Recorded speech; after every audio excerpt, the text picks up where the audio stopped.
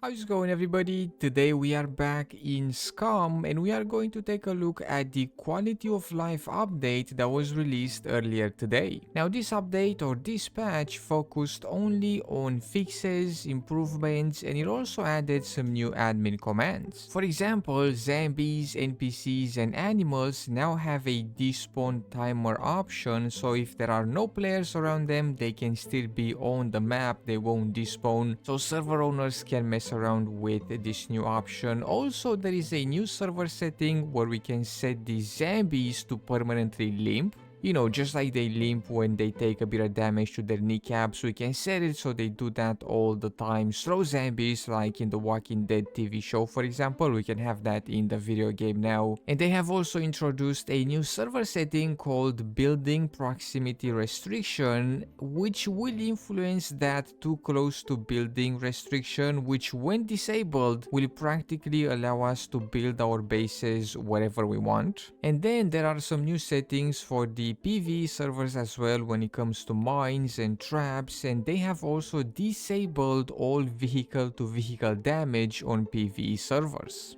So if server owners decide to activate or mess around with these new settings, we could see slow zombies on servers and no building restrictions and other things like that, but I don't think we are going to see any of that on official servers. The patch also brought a lot of bug fixes when it comes to clothing, for example. A lot of glitches, clothes clipping to each other and other things like that were fixed up. They have also made a couple of changes to loot. It says here that they found that breaking down a bike battery does not drop lead plates the same way that, breaking down a car battery does. But now after this patch, the lead plates will drop from the bike battery as well, but the quantity is going to be much smaller compared to the quantity that we would get from a car battery. There have been some changes to the encounter manager as well, and it says here that on the small airfields in sector A4 and Z0, zombies could spawn as close as 15 meters from the player, so basically appearing right in front of us. But after this patch, the distance has been increased to 150 meters. Now zombies and NPCs just showing up right in front of us has been an issue for quite a bit of time now, so hopefully all points of interest will receive a fix like this one here, where they are just not allowed to spawn right on top of us. The patch also brought some base building fixes and some map fixes as well. Some glitches that appeared around the map were taken care of.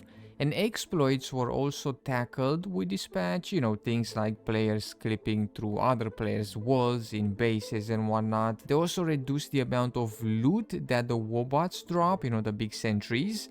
And we have here all the items that they can drop or will drop after this latest patch. They can drop things like keycards, BCU locks, grenade launcher ammo, regular ammo like 7.62, and other high-end items like that.